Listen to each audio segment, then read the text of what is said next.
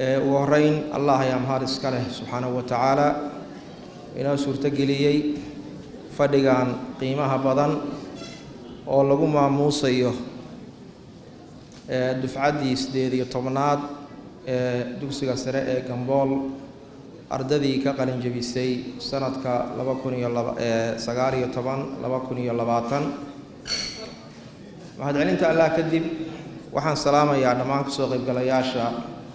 حفلة أو ظهر قدوميها برلمانك دولة بنتلان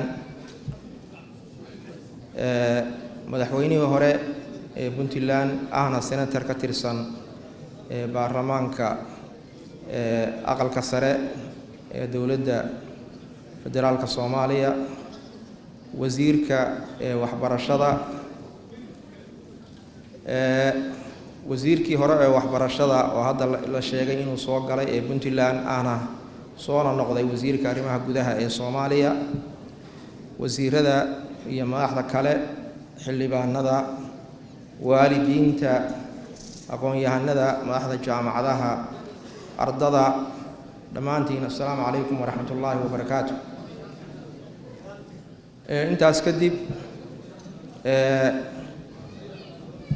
runtii aniga farax gaar ah ayay ii tahay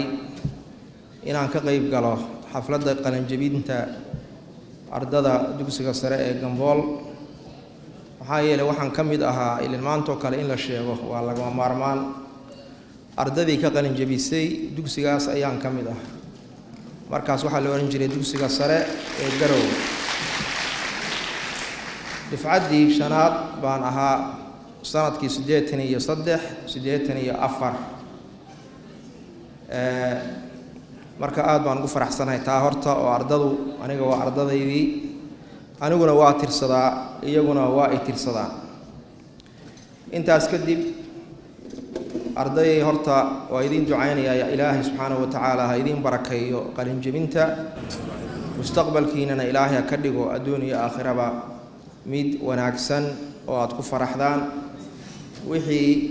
ilaahayna raalli uu ka yahay idinkana maslaxadu idinku jiro adduun iyo aakhirana Allah ha idin waafajiyo subhanahu wa ta'ala